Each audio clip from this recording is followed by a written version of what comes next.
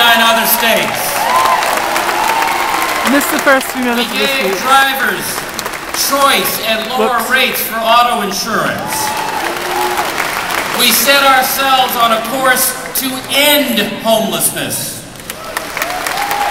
And we affirmed a basic principle that every person, gay or straight, comes before their government as equals by protecting marriage equality.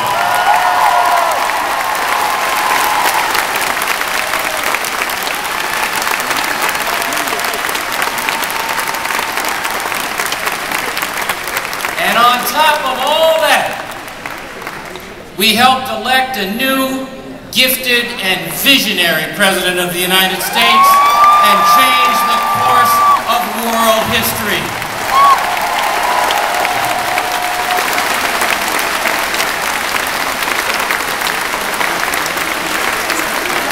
Those and so many other milestones of these past 2.5 years are a testament to what happens when we work together in the service of democratic values, when equality, opportunity, and fair play light our path. Now, we are in the midst of a great recession, the worst economic downturn since the 1930s. Every individual, family, business, and not-for-profit in this Commonwealth is hurting or worried, even angry. I know. I see them. And I hear them. I meet them not just in the halls of the State House, but at town hall meetings or common community forums, at diners or chance encounters in the grocery store. Our fellow citizens, their needs and aspirations are not abstractions for me. I know there is somebody's best chance or only chance behind every single one of those line items I have to go through. Whether or not they share our party, the people of this Commonwealth share our values. That is why this is no time to let up, despite the down economy, and maybe especially because of it. Coming up the hard way in the 1950s and 60s, my grandmother told us never ever to say we were poor. She said, say you're broke. Because broke is temporary. See, she knew how to look up and forward, how to hope for better times and work for them.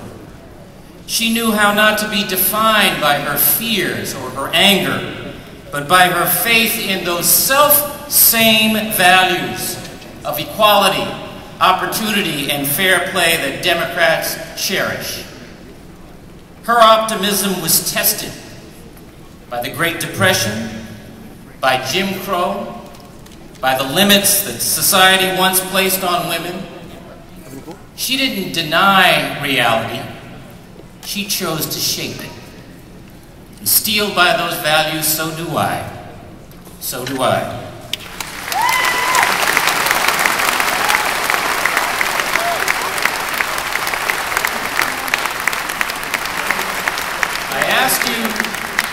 I ask you to remember that the people did not vote just to change our policies.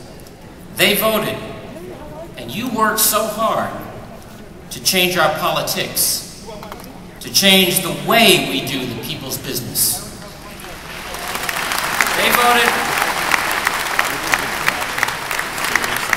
They voted to bring new voices and new vision to the table. They voted to put the long-term interests of the Commonwealth as a whole ahead of the short-term interests of the well-connected. That's the journey we started. And so let's finish what we started.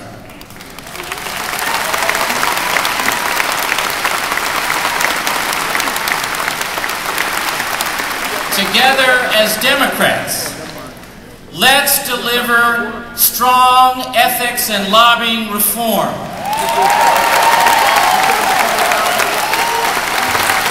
Keyword lobby.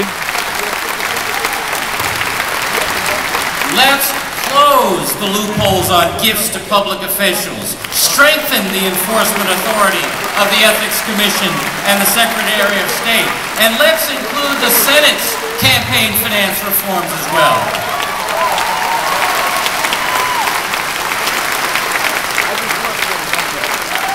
Together as Democrats, let's put an end to the pension loopholes and special perks. And let's make these better rules apply to us, not just a future generation of state employees.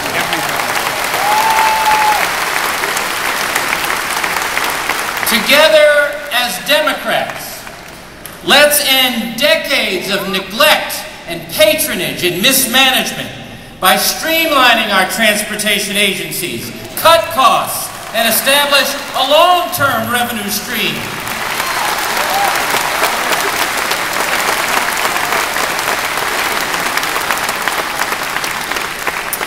Now, I know these issues are difficult. I know that by far the people who work in public service are able and hardworking, that the average pensioner plays by modest rules, that many in the transportation agencies are doing the very best they can with the limited resources they have.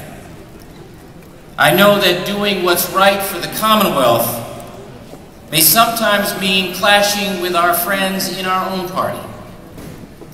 But I also know that unethical behavior, pension gamesmanship, and a chronic refusal to deal with the shabby condition and fragile finances of our transportation network all conspire to undermine confidence in state government and jeopardize our long-term agenda. And you know it too.